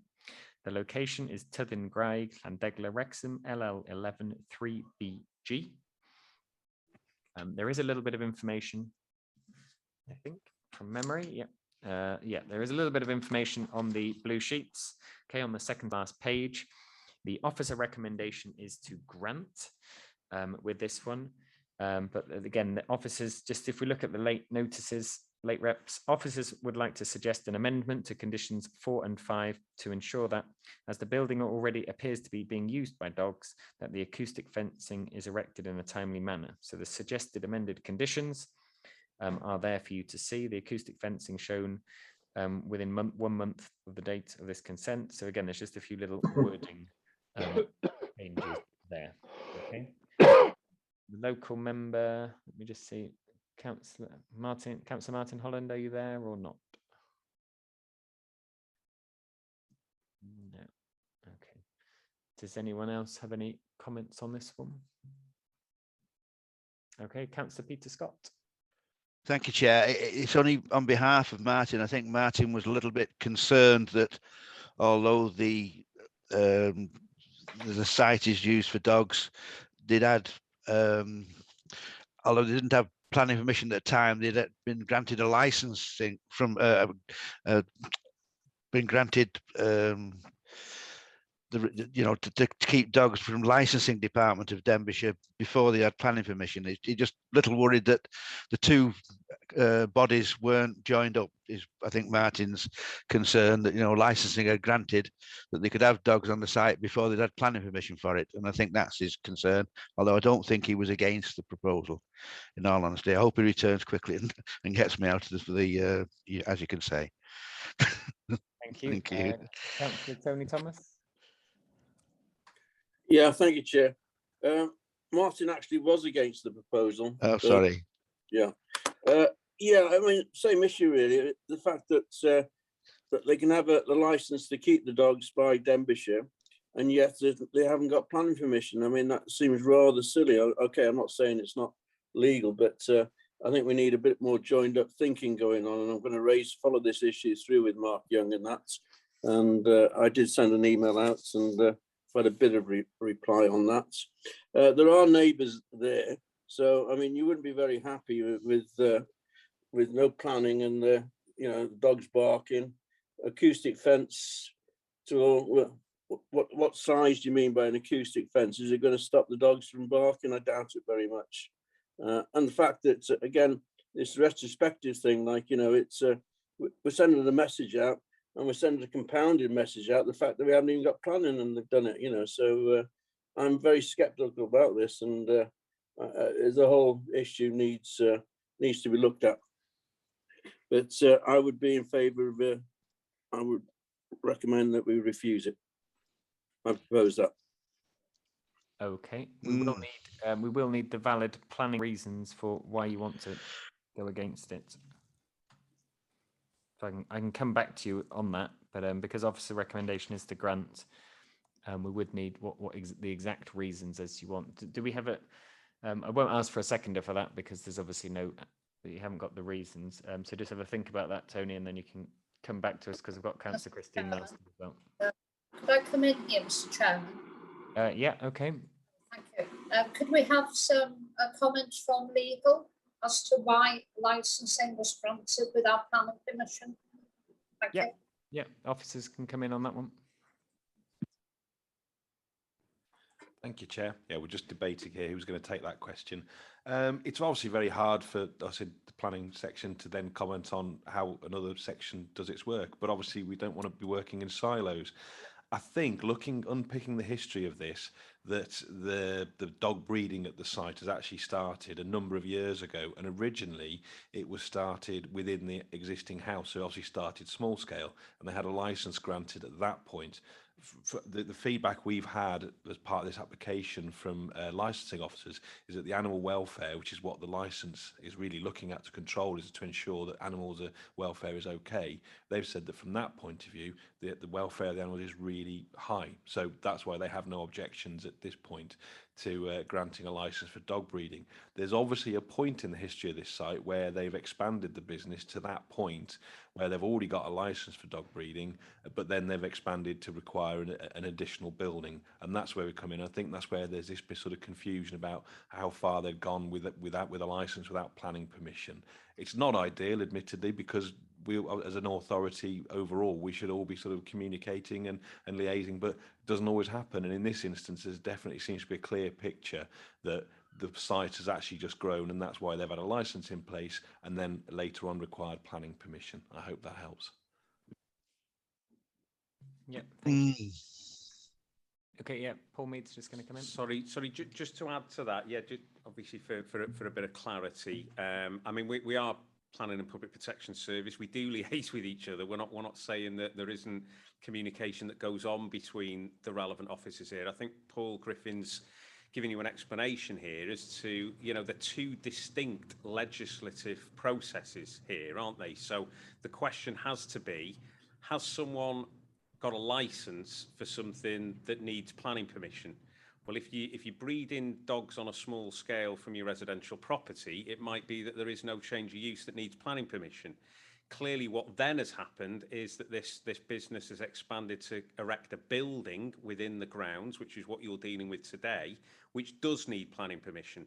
So I think we just need to be very clear here in relation to people can apply for licenses for certain things that might not necessarily need planning permission. So I think going back to Councillor Tony Thomas's original point, I think Paul Griffin's given you an explanation there that in this instance, it sounds like they'd got a licence for dog breeding from the licensing committee for something that didn't need planning permission because it was operating on a small scale from their residential property. Now we're dealing with the planning application. Hope that's a bit clear. Thank you. Yep, thank you very much. Councillor Christine Marston. Thank you, Chair. One of the conditions that you've cited is to look at the sort of lighting, that no external lighting should be installed. But I note on the pictures that accompany the report that clearly there are sort of outside spotlights. And I think it is rather naive to think that you're looking at animal welfare and not having sort of external lightings to potentially look at the animals at sort of night time with shorter nights, particularly in the winter. So that does concern me. Again, it's situated within the AOMB. We're trying to protect our dark skies. That sort of particular aspect does concern me. Thank you, Chair. Thank you. And the local member is back just in time. So I'll bring in Councillor Martin Holland. Do you want to come in? Thank you, Mr. Chairman. Just to say that in my village, it's a tradition if there is a funeral and a cortege that we all turn out. And it's fair to say that this morning there was a very large turnout for this particular funeral. So I'm grateful to you for allowing me to putting this to the end of the committee. I thought actually it would take you a little longer to get through the other items. So there we go. Just to say, Mr. Chairman, Tyddyn y Graig, I should say, this only came to light because I drove through this particular hamlet before COVID and noticed a large concrete block building situated in a field. And when I asked one of the neighbours what it was, she said it was dog kennels. That it had been built for dog kennels. And I, at the time, said, well, I haven't seen any planning application for this. So I reported it to the council, and the enforcement team did get involved. And some 2 years later, we now have a planning application for this particular building. I did catch the comments there because I have spoken to planning officers about this, about the issue around the licensing of such premises. And when I reported it nearly 2 years ago, it was pre-COVID, I did actually, when I put the phone down to enforcement, I did ring licensing to say, have you been granting any licenses for dog kennels in the Llandegla area? To which I was told, yes, we have, and we've been out there, inspected it, and we're happy to grant the license. So I just want to clarify that point. And I would say here that there is an issue for us, because if we're working in silos and we're not asking the question first, to me, the first question on the licensing application should be, do you have planning permission for this? And if they don't, then that's a showstopper. It stops until they get planning permission. So I just want to make that point. You know, the other side of the coin is this is retrospective again, yet another retrospective application in my ward. And you know, you ask the question, why do we go through a planning process? We go through a planning process for a number of reasons. One, you know, what's the type of the building? Where is it situated? What impact will it have? And what's it going to be used for? And what's happened here is that we've actually granted a license, and there are dogs now in this particular venue, but nobody has had the opportunity until now to actually raise any concerns about this development. The Community Council, the Area of Outstanding Natural Beauty, and myself all had serious concerns about this building because of where it was and the style that it's been built in. Since then, it's fair to say that I've spoken to some of the neighbours at length, and as long as, Mr. Chairman, as long as this building is clad in wooden facing to make it look a little bit more like something rustic and rural rather than a bunker, then you know the neighbours would be reasonably happy with that. But also, and I think it's one of the conditions that you're putting in here, that there must be acoustic fencing. Something to actually reduce the sound of dogs barking. I think when I read the original application, they were saying that it's for 25 dogs and 25 puppies. I'm assuming that all the dogs will not be in pup at the same time, otherwise it'll be a little bit more than 25 puppies. But as you can imagine, you know, that will have a considerable impact noise-wise unless there's something done to reduce those level of noises.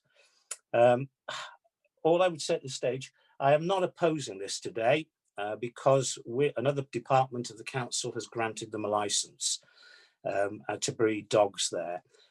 I am concerned though that here we are once again with a retrospective planning application, and perhaps long term, we as a council should look at this. I don't know what the rules are, but in relation to the costs of dealing with retrospective planning applications, perhaps we should consider increasing the fees for such applications to recover our costs and to give a signal to everybody out there that actually there is a planning process and it's there for a purpose. I can't understand how the applicant would feel that building this huge concrete block house in an area of outstanding natural beauty in the middle of a field or on the edge of a field would actually not need planning permission. So I wish to make that point. I'm happy with some of the conditions that you're putting into this application, but I think long term we need to start thinking about giving signals to people that retrospective applications really are not on. Thank you. Thank you. Yeah, I think Paul Mead's going to come back in on that point. Thank you, Chair. Yeah, I think just a couple of points really.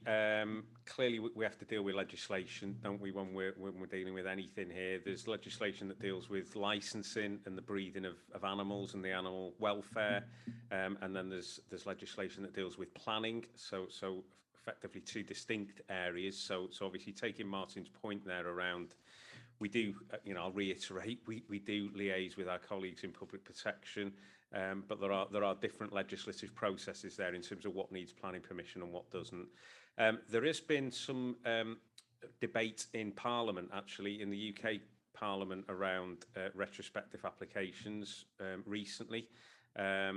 A bill was put forward, potentially making it actually a criminal offence to do something without planning permission. Unfortunately, this is governed UK-wide in England and Wales, specifically in relation to how the planning process works. So Denbighshire County Council couldn't unilaterally undertake anything that would change that by way of increasing charges for retrospective applications or dealing with retrospective applications differently to any other council in England and Wales. So until, unfortunately, there's legislative change or government change that would bring that in, we are governed by the fact that whether it's a retrospective application or not, we have to deal with it on its merits in the same way as we would any other application. Thank you, Chair. Thank you. Cynghorydd Gwyneth Kensler. Diolch yn fawr iawn. Yes, I think the same applies, doesn't it, to nurseries for children. You can have a license without necessarily having planning permission. I do have my concerns, I have to admit, especially when you hear horrendous stories about puppy farms. And the fact that this is retrospective does raise concerns with me. Diolch. Diolch yn fawr. Councillor Christine Marston. Thanks, Chair. Just can officers clarify on the lighting, the external lighting, and also can we give some sort of time frame to sort of complete all these works? Clearly the building looks very unfinished. You look at the sort of pictures of the dogs woofing in the framework. It all looks very higgledy-piggledy. Can that be tidied up? Can planning have a role to address all of that? And ditto with the cladding along the walls. Can we give the sort of applicant a sort of time frame just to sort of encourage them to get all this done, all tidied up, so it is looking a lot more sort of visually nicer? Thank you. Thank you. Yeah, we can certainly do that. I think we've put some timescales on the suggested conditions on the blue sheets in terms of the fencing, etc. But certainly in relation to the detailing of the building as well, that's something that we can impose. Thank you, Chair. Thank you, Councillor Mark Young. Yeah, thank you, Chair. I'm not going to bark up the wrong tree or hand members today. I'll be brief. And with a retrospective application, there is a risk. And there is a risk to all, although we may not be able to deal with it, there is a risk to the applicant, and we shouldn't forget that. So you should never assume. And I would always say to people, don't risk it and don't complain if it doesn't go the right way. But today I'm happy to support this, looking at the conditions. And I do note that the welfare is very good on site, but I'm happy to support. So I'll recommend that, Chair. Okay, so that's a proposal to support. Do we have a seconder for that? I know there's other speakers, but just do we have a seconder for that one? Councillor Peter Scott, thank you. Okay. Cynghorydd Emrys Wyn. Ie, diolch yn fawr, do'n i ddim yn bwriadu siarad, ond jyst tynnu sylw amod rhif 2 ar tudalen 204 mae o'n deud, ac yn Saesneg mae o gennau yma, the external walls of the building hereby approved shall be finished in timber cladding in accordance with the approved plans within 3 months. Felly mae'r timescale, mae'r amseriad yna, a mae hynny'n hynod o bwysig, os ydy o ddim yn edrych yn harf y mae o. Gai hefyd cytuno llwyr a sylwadau cynghorydd Martin Holland am natur retrospectif yr cais yma, a hefyd bod mae beth allan y drefn, ac efallai byddwn ni'n gallu cael y mater yma ar agenda mewn cyfarfod yn y dyfodol i ni fel aelodau fedru cychwyn o rea y broses o lobïo'r llywodraethau yng Nghymru neu yn y Deyrnas Unedig am gael newid yn y ddeddf yma, os welwch yn dda. Yeah, thank you very much. I think that's clear. Councillor Christine Marston, there is that 3 months for the cladding. Are you happy with that time frame? Okay. Okay. Councillor Martin Holland, you've still got your hand up. Do you want to add anything? Yes, please, if I may. I hear what Paul's saying, and the guidance from the planning officers is always, good to hear. The only question I raise though is that from good practice, this is not a legislative issue. This is something that Denbighshire could do. And this business of working in silos, if the licensing forms that are completed, if the first question is, do you or have you got planning permission for this particular issue? And if it comes back no, then at least you guys in planning are aware that this is even going on, because I don't think you certainly weren't aware until I reported it, and licensing had already been out and seen this particular development. So I think, you know, for best practice for us, and the reason I'm not calling for this to be rejected today is because if it went to an appeal, if I was the applicant in this particular case, I'd be saying, well, actually, there's another department in Denbighshire who granted me a license. And so that's why I'm not forcing this one. In the past, Paul, I've taken your advice, especially on things like, caravan parks, extending the life of the opening times of caravan parks. And if you remember, I did move that at one stage, that I didn't want to see a particular caravan park having its annual year rental extended to 12 months. And when you told me we'd already granted that and half a dozen other caravan parks in Denbighshire, I saw no point, because if it would go to an appeal, then we'd have lost it on an appeal and it would have cost us money. So, I'm looking just really for us to have better processes internally, and so that we can actually save ourselves some money. But also, I think we do need to get the message out there that retrospective planning applications are not the way we will work in Denbighshire. And so we do need to look for ways of improving, yes, and if we need to lobby members of Parliament or the Welsh Assembly, then I'm happy to do that. Because those people who pay the fees up front and go through the proper process, why should they do that if we've got people coming forward who are actually then asking for retrospective planning permission? And that's the issue. We've got to be giving the right signals to our residents and others, and especially people moving into the area.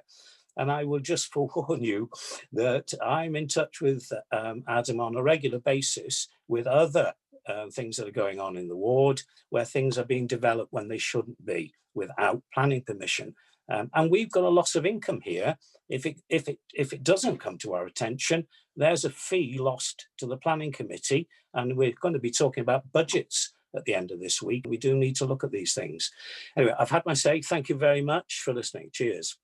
Well said, Martin. Well said. Okay. Chair, can you just respond quickly to that, please? Go on, Councillor Young. Yeah, okay. Yeah, I hear what you're saying, Councillor Holland, and I'm sure Paul is happy to have a chat with me in licensing, and we'll respond back to planning committee on a communication. Your points are noted and valid, and that chat will happen, and we will respond, Jock and Bow.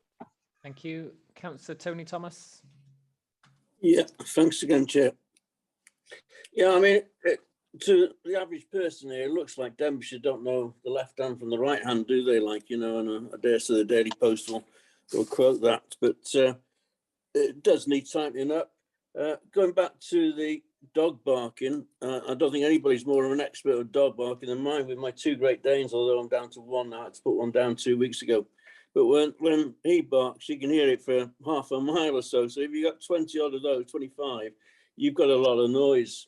And I can see that the sound surveillance team are going to be brought into action on this sometime in the future. So obviously I'm not going to get support for my refusal, so I might as well withdraw that. But I think that this is an issue that's going to come back. The fact that they've got a concrete building in the AONB without planning permission, and we seem to accept that they can get away with it. It just goes against the grain for me completely. And I'm definitely going to follow this issue up with Mark. And yeah, for sure. I'm not happy, but I'll have to withdraw it, won't I? Thank you. Okay, thank you very much. Okay, so do officers want to come in on anything, or are we happy? No, just echoing what our lead member, Councillor Mark Young, said there. Happy to have further discussions in relation to any sort of internal processes. I think the wider issue around retrospective applications, I think it's MPs, members of the Senate.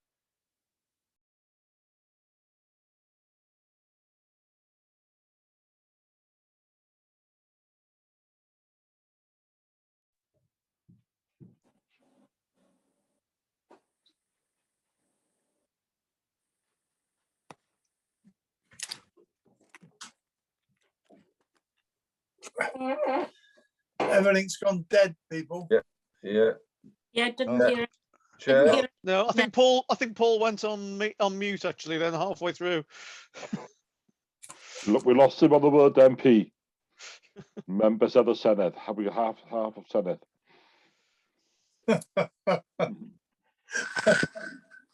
Paul's broken the system, obviously. That's all right. We're trying to sort it out. It was going ever so well since Paul spoke. But did he have planning? How's that? Can you hear me now? Is that back on? Perfect. I think Paul Mead wants an early Christmas. I think we should all have an early Christmas, definitely. No, sorry if I broke up a little bit there. All I was just saying was the final point in relation to retrospective planning applications. I think that is obviously going to be a matter for members of Parliament or members of the Senedd in relation to the legislative. I think if any lobbying needs to be done, avoid Councillor Mark Young. Don't lobby him. Lobby others. Okay, thank you. Yeah, I think our frustrations have been noted on numerous applications today. Okay, so going to the vote, it'll be Orblyde for if you want to vote in accordance with officer recommendation to grant the application, and Edwin against if you don't. If you want to go against it, or Amatel abstain. Okay, so Councillor Ellichard. For. Councillor Ann Davis. For. Councillor Tina Jones. Against. Cynghorydd Gwyneth Kensler. Amatal. Councillor Christine Marston. For. Councillor Bob Murray. For. Councillor Mervyn Parry. For. Councillor Pete Prendergast. For. Councillor Peter Scott. For. Councillor Tony Thomas. Against. Councillor Julian Thompson-Hill. For. Councillor Joe Welch. For. Cynghorydd Emma Swin. Oh dear. Yn erbyn. Diolch yn erbyn. And Councillor Mark Young. For. Okay. So we have 10 votes for, 3 votes against, and we have 1 abstain. Therefore, that application has been granted in accordance with officer recommendation. And that's it. It is 11:59. So with that, I wish you Nadolig Llawen, a blwyddyn newydd dda. Yeah. And hope you all have a nice, safe Christmas. Yeah. Nadolig Llawen. Bye. Thank you, Chair. Thank you. Bye. Good to see everybody. Good to see everybody.